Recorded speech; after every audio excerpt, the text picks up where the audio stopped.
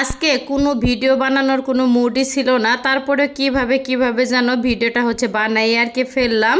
তো আশা করি ফুল ভিডিওটার সঙ্গে সবাই থাকবেন, খুবই ভালো লাগবে। আসসালামু আলাইকুম, সবাই কেমন আছেন? আশা করি ভালো আছেন। আমি আল্লাহর রহমতে অনেকটা ভালো আছি। আর এই তো ঘন করে দুধটা আর কি জাল দিয়ে নিছি, একটুখানি লাচ্চা সিমাই আর কি রান্না করবো আমি। আর এই সিমাইটা ঈদের ভিতরে আর কি কিনা হয়েছিল, বড় একটা প্যাকেটের ভিতরে আর কি 2 প্যাকেট সিমাই ছিল। তো 1 প্যাকেট গ্রামের বাড়িতে আর কি যাওয়ার পরে আর কি রান্না করা হয়েছে, তো বাকি 1 প্যাকেট ভাবলাম রান্না করে ফেলি। তো এই সিমাইটার ভিতরে আর কি সবই দেয়া থাকে, তেজপাতা, গরম মশলা, তারপর বাদাম, তারপর জাফরানও আর কি দেয়া ছিল। আর সিমাইটা অসম্ভব আর কি মজা। তো এই তো এখানে সিমাইটা আর কি রান্না বান্না করার পরে রুমের ভিতরে আর কি চলে আসলাম। আমার মেয়ে আর কি ডাব খাবে, তো ছেলেই তো ডাব কিনে নিয়ে আসছে, বলতেছে আম্মু তুমি ডাবের পানিটা আর কি ঢেলে দাও, আমি ঢালতে গেলে আর কি ফেলে দেব। আর যতই বৃষ্টি নামুক না কেন, চিমসা কিন্তু একটা গরম আর কি রয়েই গেছে, গরমটা কিন্তু কমে নাই বললেই চলে। আর এই আতা ফল খাওয়ার ভিডিওটা কিন্তু গ্রামের বাড়ি থাকা অবস্থা করা হয়েছিল। এটা আমাদের গাছেরই আতা ফল, একদমই গাছ পাকা আতা ফল। আর বেশ অনেকটা আতা ফল আর কি ধরছিল। তো গ্রামের বাড়ি থাকা অবস্থায় আর কি অনেকগুলি আতা ফল খাওয়া হয়েছে, আবার ঢাকা আসার সময় কিন্তু নিয়ে আসছিলাম। আর আতা ফলটা খেতে কিন্তু অনেক অনেক বেশি মজা ছিল। আর আতা ফল এমনিতে আমার কাছে অনেক অনেক ভালো লাগে। তো কে কে পছন্দ করেন আতা ফল, এটা কিন্তু অবশ্যই কমেন্ট করে জানাবেন। আর এই তো এখানে কিন্তু রান্না বান্নার কি শুরু করে দিলাম আমি। তো কাঁকড়া ভুনা করব।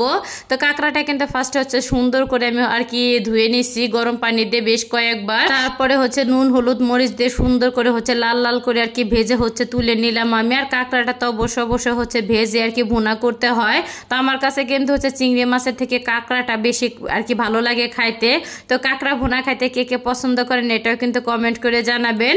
আর এই তো এখানে কিন্তু মশলাটা সুন্দরভাবে কষানো হয়ে গেলে তো কাঁকড়াগুলি কিন্তু দিয়ে দিলাম, ভেজে রাখা কাঁকড়া। তো একটুখানি আর কি পানি দিয়ে এখন রান্না হওয়া পর্যন্ত আর কি অপেক্ষা করব।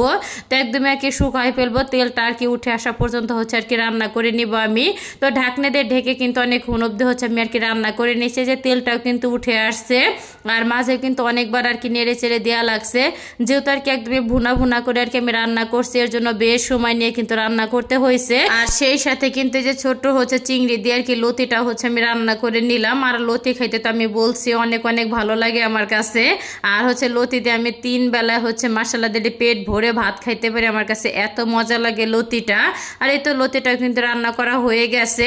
আর এই যে নকশি পিঠাটা আর কি আমার ছেলে মেয়ের ম্যাম প্রাইভেট পড়ায় আর কি, ওনাদের বাড়ি নরসিংদী। তো ম্যাডাম আর কি গ্রামের বাড়িতে বেড়াইতে গেছিল, তো আসার সময় এই পিঠাগুলি নিয়ে আসছে। তো আমার ছেলে মেয়ের কাছে পিঠাগুলি আর কি পাঠাই দিছে।